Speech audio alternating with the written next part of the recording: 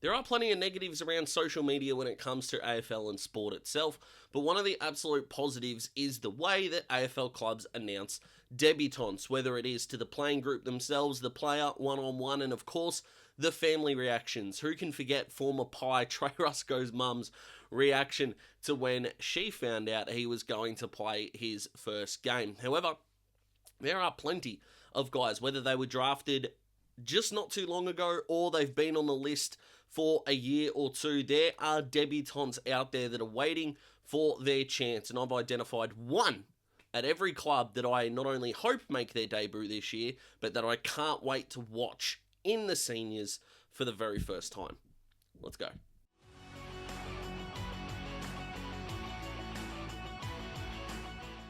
And of course, as always, if you like the video, click the like button, and if you agree with my choice and you haven't subscribed already, go ahead and do that, guys. Let's make it happen. It may be the off-season, but we're not taking time off here at Daz Talks Footy, I promise you. So let's get into it. Let's start with the Crows. Daniel Curtin. Yes, I could pick Zach Taylor here. I know that the very first subscriber to Daz Talks Footy, the great man Smithy himself, who's been on the channel a bunch, loves Zach Taylor. And I'm looking forward to seeing Zach Taylor play. But when Daniel Curtin slides in the draft order a little bit, you've got the drama around Hawthorn. You've got other clubs north as well who wanted to trade up for GWS's pick in order to get him. The intrigue is already there. I can't wait to see what he does. And although some are speculating about how happy he looked to be a Crow, early signs of preseason look good. Hopefully he does well. I hope he stays a Crow for life. And if he can settle in that centre-half back role, you'll beauty. Here we go. Brisbane, Zanezakeli. I am so pumped for what this guy can do. Yes, Brisbane did trade Tom Fullerton to Melbourne as your athletic second ruck type, and I think Zakastelski could become the same, or he could become a key defender. Two things that Brisbane kind of need some depth in, although Darcy Gardner and Jack Payne as the 2/3, if you will, not necessarily in that order, by the way, to help out Harris Andrews. So Zakastelski doesn't necessarily need to be a key defender to start his career, but some ruck depth for a guy who's over 200 centimetres. Yes, please. And hopefully we get to see that on display. Now, it's going to be highly unlikely that Brisbane do play McInerney, Double Z, Joe Danaher, Eric Hitwood in the same side, as well as your Harris Andrews and then Payne/Gardner. I would play Jack Payne ahead of Gardner, even though he did a fantastic job when Payne did get injured last year. But this guy's got some tricks. I'm not sure whether he's going to play, 18 games or anything like that. But if he can get a run at it at some point during the year, I am pumped to see what this guy can do. Carlton Jackson Binns, the man who is known as rubbish on this channel, and the nickname, not the quality. I really like this guy. I didn't watch a whole lot of VFL footy this year. I am a sycophant, but I was more worried about the under-18 stuff, to be honest. But this guy stands out in a way that I think Carlton fans are going to fall in love with unbelievably well. I truly believe Olleh Hotton was the most underrated first-year player last year, and I see no reason why Binns can't be one of the better debutants this season. I think it's going to be unlikely he's going to give the Rising Star a shake, so I'm not going quite down that path, but if Carlton do need, to rest some guys, or they're going to give him a chance, he was very close in the back end of last year as well, I think he'll be able to produce. Will he be able to do it straight away? Who knows? That's not what the speculation is. But when he is in for an AFL game, I think Carlton fans are going to love him really quickly, for those that may not have seen him at seconds level, and I know that I will as well. Collingwood, Ed Allen. When Hawthorn traded up in last year's draft, I was convinced, beyond any reasonable doubt, that it was to get this guy. Now, Hawthorn did end up taking Josh Weddle, which has proven, in my opinion, to be a very good decision. I love the Weddler, don't get me wrong. But my interest in Allen has always been there, and at the Pies, especially with how good they were the year he was drafted, let alone the extra step that they took in 2023, he never really got a chance. Now, some of his VFL form was okay, some of it not so much, almost like he's 18 years old, and that's okay. But taking it to another level this year, hopefully, being able to see him at the Pies, hopefully, and he does play a couple of positions that the Pies have already got some pretty solid depth in. Like, he did go to a wing in his draft year a little bit, but considering you got Sidebottom and Josh Dacos there, that's pretty well covered. You've still got the youngsters like Finlay McRae, Josh Carmichael, who's going up forward, that they need to find a spot for. Can Ash Johnson be their consistent best 22 player? They've got a lot of options, the Pies. So, debutants might be a little bit of a stretch. They do have Dematia and Giath, who they did draft in this year's draft. But, and as much as I did like those guys, Giath especially, I'm not sure I love them as much as I did Ed Allen last year. So, he is my pick. Although, he might not even get a game in 2024. That's how well the Pies are going. Essendon, Nate Caddy. He did end up slipping to them, which I didn't have in any of my mock drafts. Melbourne did like Caleb Windsor more. No stress there at all. I'm really pumped for what this guy can do. In terms of fit, absolutely perfect for the Dons. That will never be a debate in my mind. I know some of the Essendon fans in my comments think that that might be a little bit disingenuous. It's not. I don't think there was a more perfect fit for the Bombers than this guy. He is going to need to be their third best forward though, and I'm not sure they've got a number 2. Sam Wiedemann doesn't look like that guy. Harrison Jones' body just keeps shutting down, so he unfortunately might get thrust into a number 2 role, maybe before he's ready. But his athletic ability, his height, his booming kick, his beautiful hands, and the ability to get the ball off his shoelaces. If you're an Essendon fan, how are you not in love with what's going on? I'm not an Essendon fan, and I'm in love with what's going on with this guy. Fingers crossed he doesn't play round 1, because Hawthorn play Essendon, so round 2 debut for Nate Caddy. Please. Freo, Jack DeLeon. Lockie Schultz is not there anymore, which means they need the small forward. They did target this guy out of South Australia, and I liked what I saw. I liked him a lot during the year. Maybe faded a little bit in the later months, which caused him to fall in the draft, but that is to Fremantle's benefit. Very clever, knows where the goals are, and yes, defensive pressure is going to need to be a feature of his game at AFL level, as it is now with all small forwards in the competition, but Freo didn't do a whole lot in this draft. They did a lot more than I thought they would, but in terms of the top-end A-grade talent, that'll have to come developmentally, and I think that this guy can play early and play very well. But I'm trying not to get too optimistic about Freo because they're starting to frustrate me. Geelong, Conor O'Sullivan. You can't love a guy as much as I love this guy going into the draft year and then not pick him for whichever club he ended up at. It's at the Cats. He and Sam de Koning are going to be a frightening duo, I think, for the next 10, 12, 14 years, however long they do end up playing together. Probably 10. We'll go there and we'll just start there, Cats fans, and we'll move from there. But as a defender, I think he can do it all. He really can. He v Curtin is going to be very interesting if they're both centre-half backs to see how their careers go sort of side by side. But COS is just a guy that I came into this draft extremely high on. So, of course, he is the pick. And the Cats don't have too many guys that haven't really debuted or anything like that. So, this was probably one of the easier choices for mine. And I think he and SDK are just going to be bloody fantastic, which as a footy analyst is great. As a Hawthorn fan, stinks. Gold Coast, Jed Walter. Again, how do you not pick this guy who's going to partner Ben King for, again, hopefully a decade plus? The defensive pressure of this guy is, for a forward, especially one as tall as him, is nuts. Gold Coast have had some problems locking in the ball in their forward half. I don't think their smalls really like pressure all that much, applying that pressure. Teams were able to transition out of their defensive 50 with ease at big moments last year, which of course is something that Dimmer is going to want to fix up, as was part of his, premiership identity at the Tigers with the 3 flags in 4 seasons. But he's the best tall forward in the draft. They've already got an elite tall forward, so he's going into a scenario where he's one of the first picked in the draft, but he doesn't have to be the best tall forward, which is just perfect. Let the season start now. Gold Coast, Richmond, round 0 or opening round, whatever bullshit you want to call it. That is intriguing, though. I'm not going to lie to you.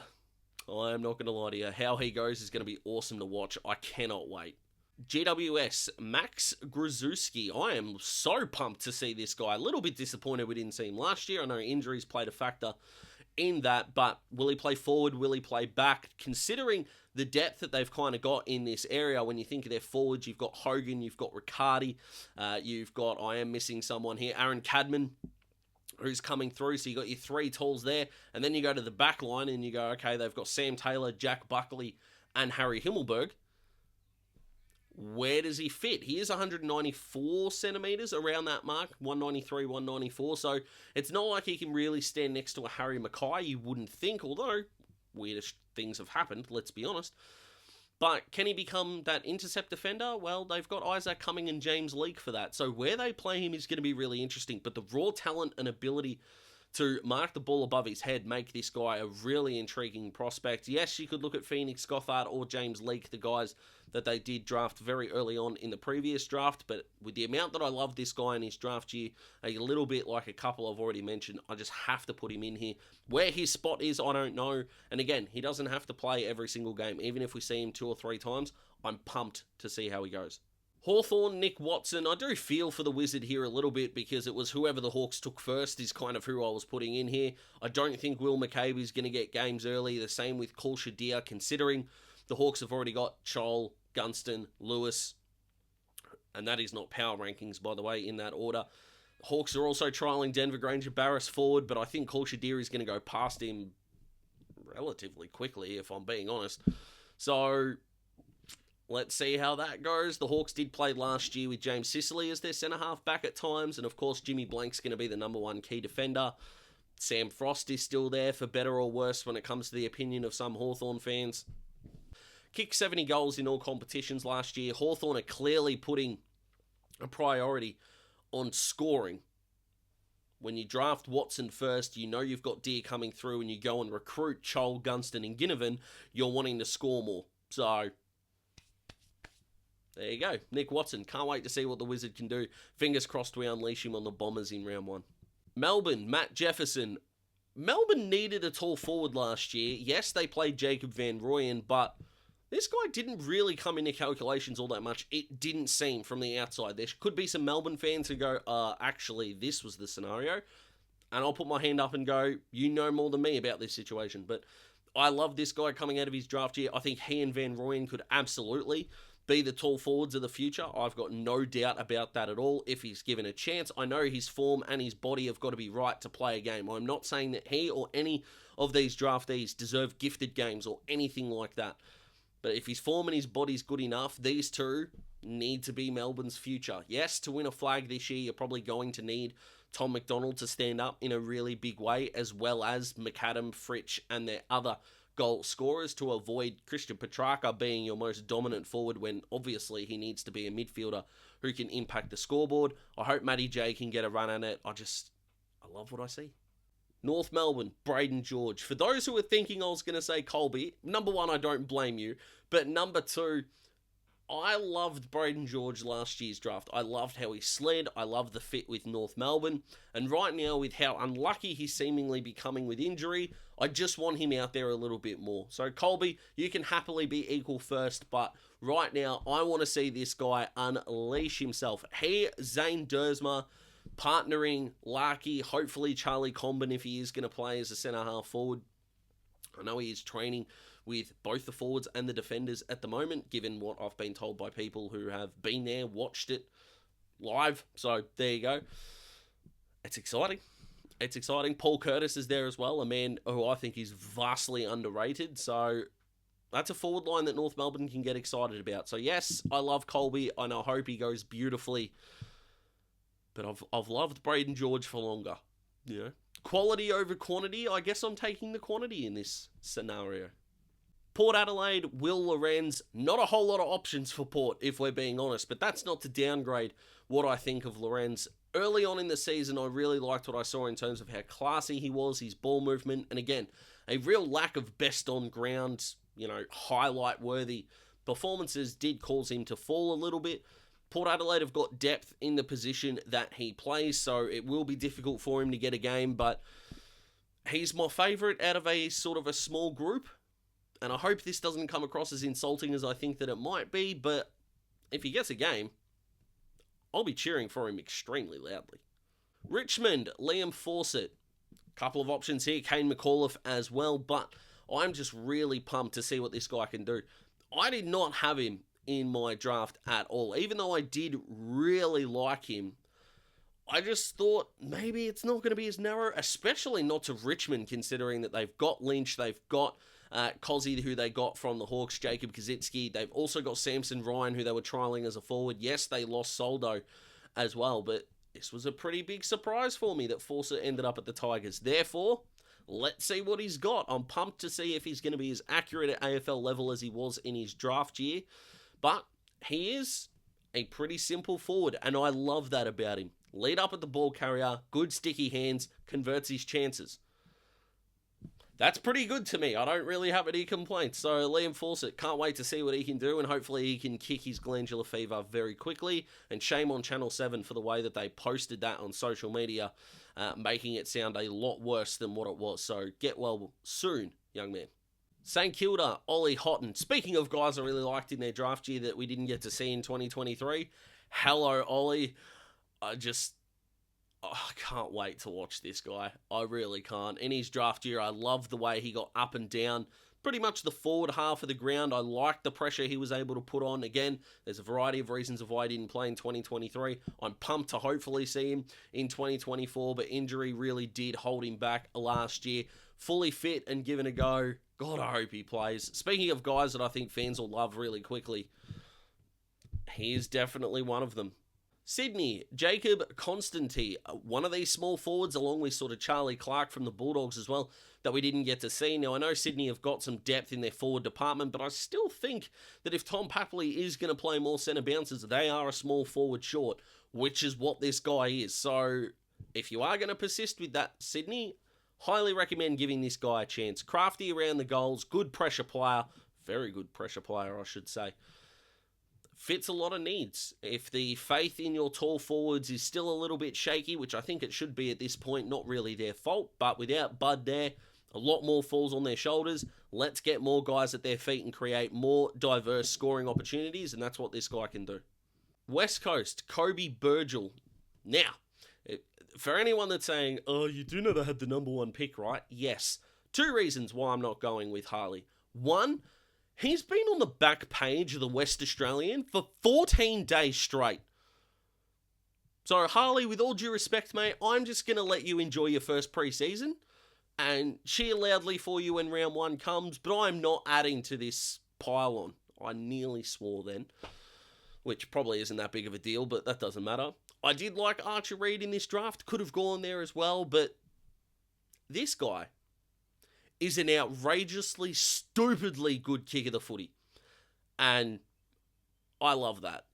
Spoiled for choice when it came to my team having that dynasty in the mid-2010s. Hawthorn were probably the best kicking team we have ever seen, regardless of where you have them in kind of the 21st century dynasty rankings, if you will. But they were the best ball users by, I think, a comfortable distance, to be perfectly honest. So maybe that's why I'm so drawn to this guy. But considering the youth that's coming through from the Eagles, this guy cannot be left behind at all. When he's in the ones, we're going to see how polished he looks. Foreman injury, yes, did keep him from last year. I know you're probably thinking West Coast played everyone. Why didn't we see this guy? Completely understandable. But I think 2024, we are going to realise that not only does he belong in the ones, he deserves to stay there. And finally, the Bulldogs, Riley Sanders.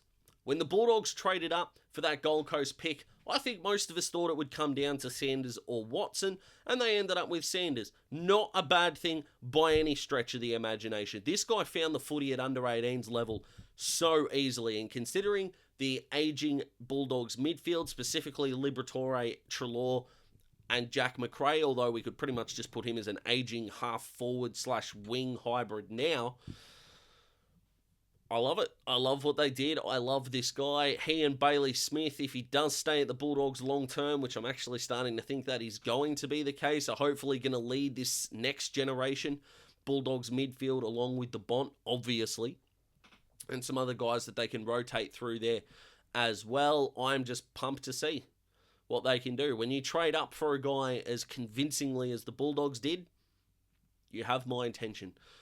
So, that is one debutant from every club that I cannot wait to watch in 2024. If you agree with my pick for your club, why don't you click that subscribe button? If you enjoyed the video, why don't you click that like button? Helps more people see it, helps with the YouTube algorithm, and helps grow the Daz Talks Footy family. So if you could do that, that would be absolutely amazing. I hope you enjoy the rest of your day, guys. I hope you enjoy the rest of your week.